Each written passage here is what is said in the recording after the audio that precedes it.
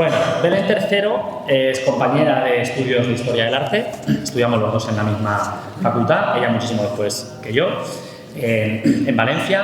De hecho, ella hizo ya un grado universitario, moderno, yo hice una cosa de esas antiguas. Después de acabar sus estudios en Historia del Arte, con una especial querencia por la historia y el arte antiguo, me acaba de comentar, pues empezó a formarse con el máster en profesorado de educación secundaria y, bueno, pues actualmente es profesora en el Instituto José Conde, del que hemos hablado anteriormente. Ella no estudió allí, por lo que me ha contado, estudiaste en el Escultor, ¿vale? Y bueno, allí es donde desarrolla su labor docente. Y hoy nos va a hablar de, bueno, pues la figura y el trabajo de Mariano Benlliure en Almansa. También esa relación de Almansa con Valencia y de Valencia con Almansa, pues está en su vida, está en su trayectoria personal y la va a mostrar ahora también en su ponencia. Les dejo con ella, que seguro que va a ser un placer escucharla. Muchas gracias.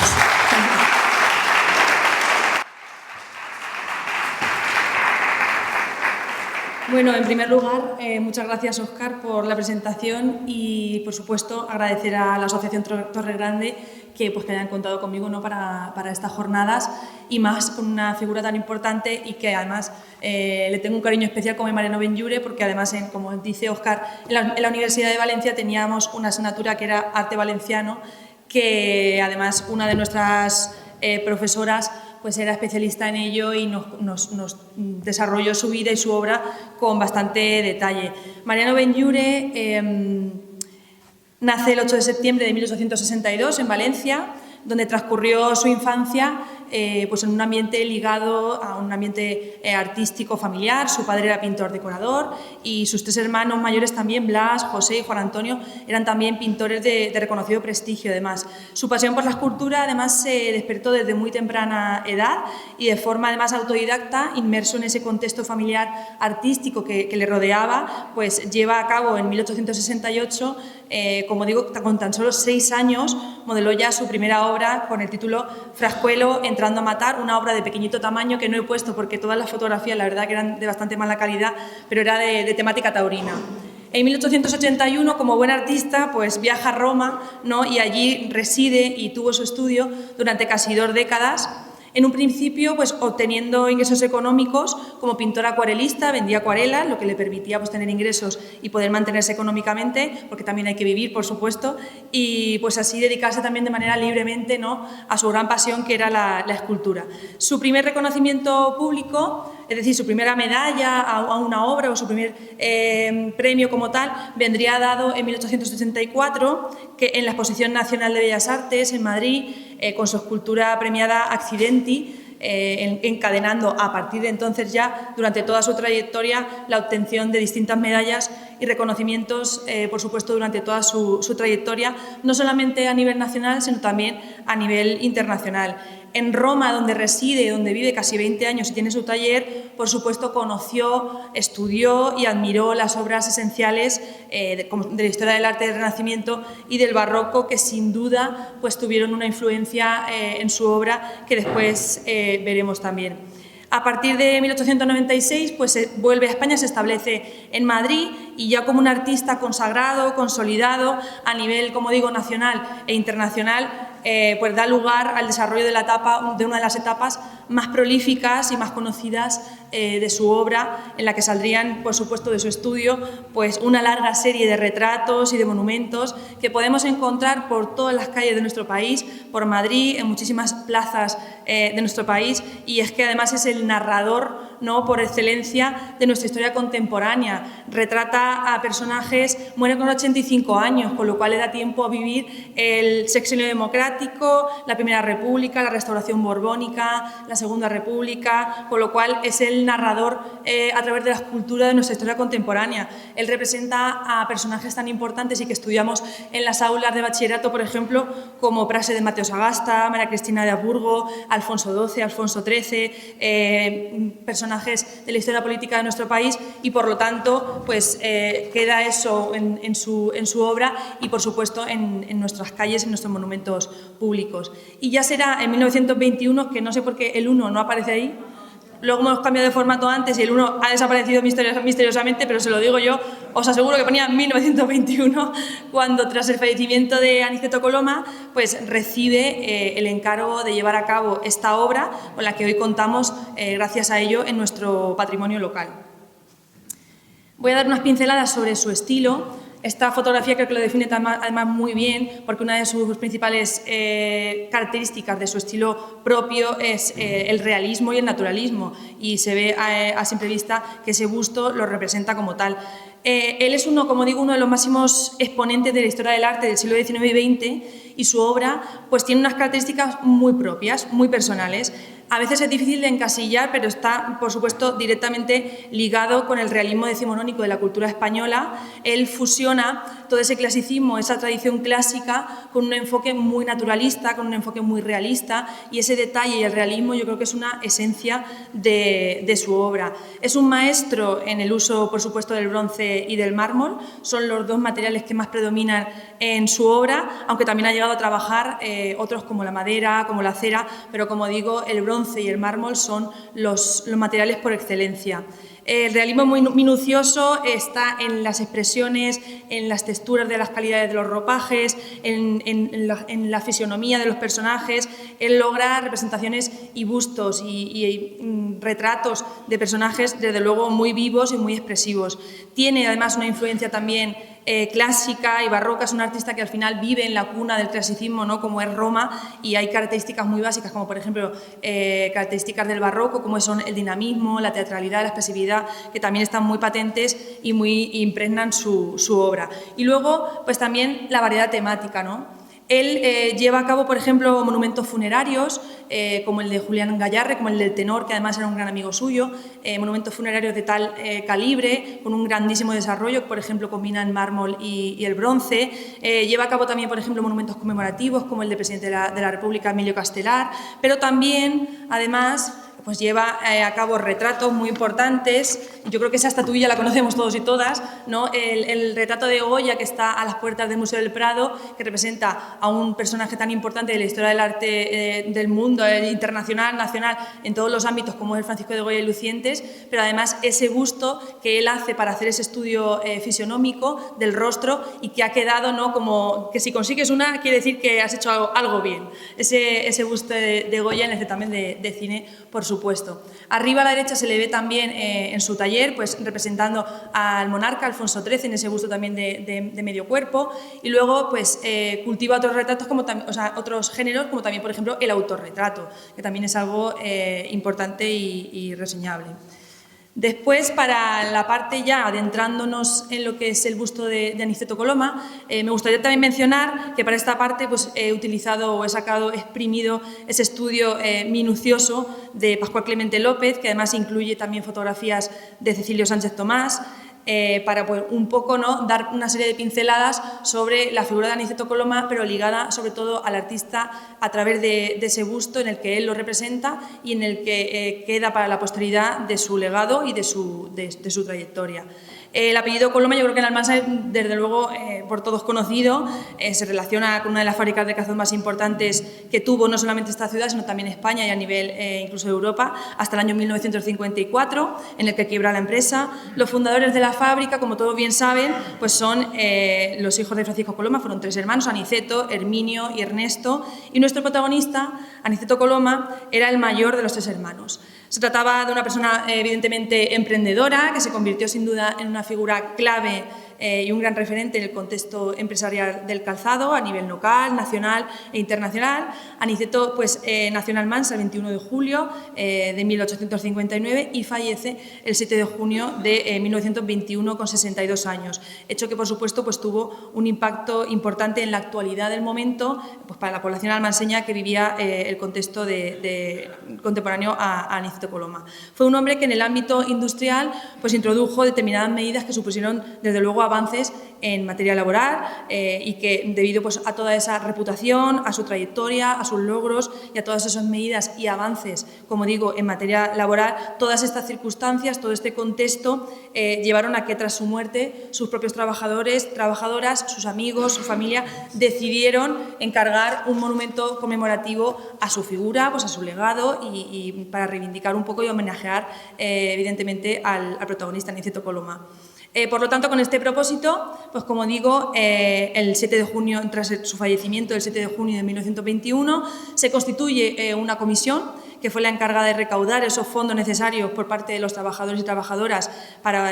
pues poder sufragar los costes del diseño y la ejecución de la obra, y tras obtener la cantidad suficiente se encargaría la obra a uno de los escultores más destacados y más prestigiosos del panorama escultórico español de momento, como era Mariano Benlliure y Gil. La comisión se desplaza a Madrid. Como he dicho, desde 1896 vive y reside en Madrid y, por lo tanto, la comisión se traslada a Madrid, como hemos visto, en persona para trasladarle la petición y el deseo de todos los trabajadores y trabajadoras de la fábrica de encargar una obra para representarlo y para homenajearlo. Por su trayectoria consagrada y, evidentemente, por su popularidad como artista internacional, lo hicieron, evidentemente, confiando plenamente en su arte, confiando en su estilo y dándole plena libertad en la ejecución del diseño. Mariano Benlliure acepta el encargo y probablemente pues, también lo haría sorprendido de que en aquellos años, no en la segunda década del siglo XX, los propios trabajadores quisieran rendir homenaje con una escultura al que fuera su antiguo jefe. Benlliure conocería también después mejor y de primera mano toda esa idiosincrasia, todo ese contexto que rodeaba a la figura de Aniceto Coloma, porque él se desplaza a Almansa, lo pueden ver en esa fotografía en el que aparece además en medio con una vestimenta de un color más claro, y pues allí conoce, contacto con los trabajadores y las trabajadoras, contacto con la familia Coloma para tomar así pues algunas ideas, ¿no? Inspiraciones y opiniones sobre el protagonista que va a representar, para así crear a partir de esas ideas el diseño de la obra. Y con eso vamos, con el diseño de la obra. En lo referente al diseño, ¿no? Pues, como todo, siempre hay una parte inicial, ¿no? En la que se comienza a ensayar. Todo artista primero boceta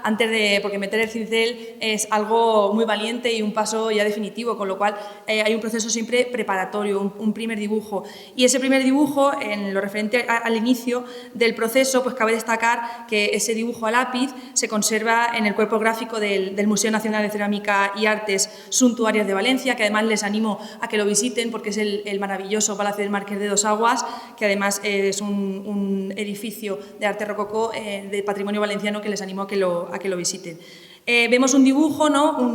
Donde traza las primeras líneas, ya esa primera idea, donde hay un pedestal, donde hay unas figuras que sustentan ese busto, y además también en el dibujo observamos otro boceto de una cabeza de un niño en la que pues, nos muestra que Benlliure en un inicio había planteado, por supuesto, pues, la incorporación de una figura infantil que después se eliminó del diseño de final por consideración de la comisión debido pues, a la mala imagen que podía aportar en relación al trabajo infantil. Como ensayo inicial se lleva también a cabo por parte del artista un modelo en yeso que ven a la derecha, que, como decimos, pues, incorpora en la parte central, con las manitas levantadas, una figura infantil en el centro de la composición. Después sería eliminada en el diseño definitivo y de esta manera aparecerían solamente las figuras en los laterales que veremos a continuación. En el diseño definitivo, pues, Benlliure crea una composición compuesta por dos cuerpos bien definidos que componen el grupo escultórico, porque cuando hablamos de conjunto escultórico, en un primer nivel el busto del protagonista, de Aniceto Coloma, lo lleva a cabo en mármol de Carrara, y en un segundo nivel, la parte inferior de todo ese grupo escultórico, a modo de pedestal humano, pues con un trabajador y una trabajadora de la fábrica, podríamos incluso asemejarlo, ¿no? A las figuras esas figuras típicamente clásicas, como son los atlantes, que soportan el peso y que son un elemento clásico en el que se recurre mucho en muchas ocasiones en la arquitectura. Está concebida desde un punto de vista frontal, a pesar de ser una escultura de bulto redondo, a pesar de ser un conjunto escultórico, pues está pensada para ser vista desde un punto de vista de frente. De hecho, si se fijan en la fotografía de en medio, se ve la parte trasera y que la parte trasera no está trabajada en el sentido de que está pensada para estar en esa escalinata que se ve también en la fotografía de la derecha para ser observada conforme se va ascendiendo a ese acceso principal de la fábrica y por lo tanto la parte, el punto de vista frontal es el más importante. Y luego pues cabe destacar también el gran detallismo, que es la esencia de Mariano Benlliure, esa técnica depurada, ese detalle y esa anatomía realista. Si lo dividimos ya en dos partes, en ese nivel superior, pues aparece el busto de Aniceto, aparece representado, ataviado de manera elegante, con camisa, con corbata, con chaqueta. El retratado mira de manera frontal, con la cabeza además erguida, con una mirada profunda, parece que está mirando así de manera lejana y pues destaca sobre todo el gran tratamiento de la fisionomía detallada, con ese característico bigote que se ve que estaba de moda, porque el pintor también tiene un bigote bastante frondoso, con lo cual pues aparecen esos rasgos fundamentales, ¿no?, del protagonista, de Aniceto Coloma. El artista representa pues al protagonista con todo detalle, la cabeza, todo ese gesto, con la boca además un poquito entreabierta y sobre todo el volumen debajo de la vestimenta se adivina ya esa corporeidad y ese volumen que tan difícil es en la escultura y que tan bien domina Mariano Benlliure. Después, si ya pasamos al nivel inferior, en esa parte inferior el busto de Aniceto pues es sustentado, como decíamos anteriormente, por un trabajador y por una trabajadora del calzado, ataviados además con el característico guardapolvos, identificativo del oficio, y se generan además con esa vestimenta, como ven, una serie de pliegues en el ropaje que se va adaptando al movimiento, al cuerpo de los retratados y que generan volumen, que generan movimiento, y además es una fotografía que me vino de perlas porque muchas veces hablamos los profesores y las profesoras de eso del juego de luces y sombras, pero no se llega a mostrar en muchas fotografías. Aquí sí, justo incidía el sol justo cuando hice la fotografía y se adivina y se ve perfectamente ese juego de luces y sombras que crea Benlliure con los volúmenes y con todos los pliegues de la vestimenta. El rostro de los personajes lo dispone también de frente y el cuerpo ligeramente girado, evidentemente debido al movimiento de estar sujetando y agarrando el busto. Los cuerpos además se genera, como si dijéramos, un conjunto, un todo unido, porque los cuerpos aparecen además unidos, se funden, se adhieren mediante un concepto unitario, es decir, no existe separación entre la parte interna del cuerpo y el resto del conjunto, con lo cual se crea también pues esa sensación de unidad, un conjunto unitario. Y por lo tanto, pues también destaca el protagonismo también de los brazos. En esta fotografía se ve ya mejor, esos brazos que aparecen casi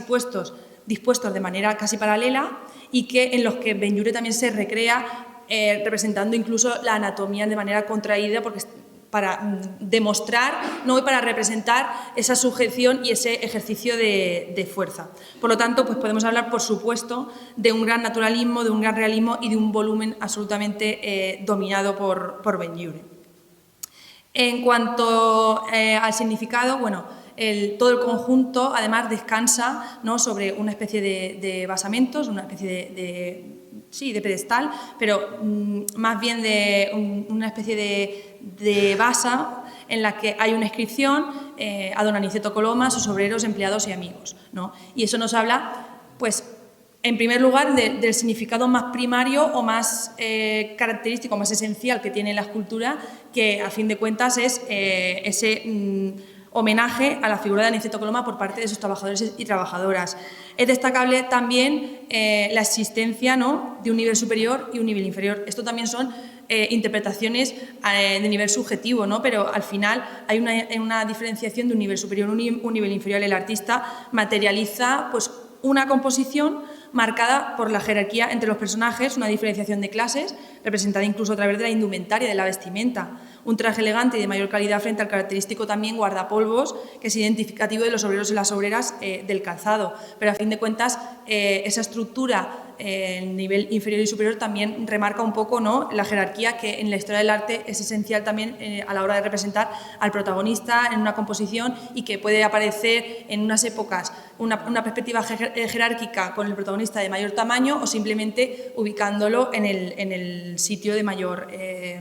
visibilidad en el que diriges, ¿no?, la mirada del espectador para indicar que ese es el protagonista y que es la persona homenajeada, evidentemente.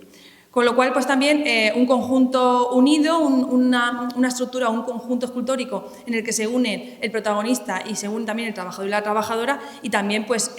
un poco indicar la presencia, ¿no?, de la mujer, que a fin de cuentas era una parte, por supuesto, esencial de la industria del calzado y, por supuesto, lo sigue siendo. El papel esencial de la mujer que aparece representado y que entre él y ella sustentan, ¿no?, y soportan el peso del busto, que también, pues yo creo que puede también representar que son, al final de cuentas, ese capital humano. También la base de la estructura, la base de la escultura, también son la base de la fábrica, de la industria y, como digo, de ese capital humano. Y ya para terminar, pues una vez ya se ha llevado a cabo ese proceso, ese diseño inicial, el proceso de elaboración, y ya se ha dado el visto bueno a esa escultura a la que ha dado luz Mariano Benlliure, pues finalmente se lleva a cabo la inauguración de la obra el 14 de octubre de 1922. La inauguración de la obra se llevó a cabo rodeada de un gran revuelo de expectación, por supuesto. Periodistas, personajes políticos, trabajadores y trabajadoras de la empresa se congregaron el tal día, el 14 de octubre de 1922, a la puerta de la fábrica, con un invitado de honor como fue Mariano Benlliure, el artista. Pueden ver además en las fotografías, ¿no?, esa expectación o esa congregación de todas las personas que asistieron a esa inauguración y, pues como en todo acto institucional o acto formal, como era la inauguración del busto de Denis de Coloma, en el que además participa incluso el artista Mariano Benlliure, pues hubo discursos de personalidades políticas, representantes también de los obreros, de la familia Coloma, del propio artista de Mariano Benlliure, que indicó que nunca prácticamente iba a la inauguración de sus obras, pero que en ese caso pues había formado parte porque se sentía identificado también con los trabajadores y trabajadoras de la fábrica, de la empresa. Y pues los periódicos de la época, esos hechos los recoge con la inscripción que terminamos, y es que a las 10:30 de la mañana, precedida de la banda de música, partió la comitiva del ayuntamiento, presidida del gobernador don Miguel de Mérida, el vicepresidente de la comisión provincial, don Ramón García Quijada, las autoridades locales y un público numerosísimo que se apiñaba a los alrededores de la fábrica. En el jardín de esta tenían asiento las señoras de la familia del señor Coloma, y en el mismo lugar o en las escalinatas de las oficinas se recibía a los numerosos invitados. Y nada más, simplemente finalizar con las fotografías de la inauguración de una obra que además reivindicar el patrimonio local que tenemos en Almansa, y por supuesto de un artista que tiene una trayectoria a nivel nacional e internacional espectacular, y que invito a todo el mundo a que conozca y a que investigue, porque no tenemos por qué ir a un museo para conocer a Mariano Benlliure. Con pasear por las calles de Madrid es suficiente, por las plazas de nuestro país. Así que nada, muchas gracias por su atención y paso a...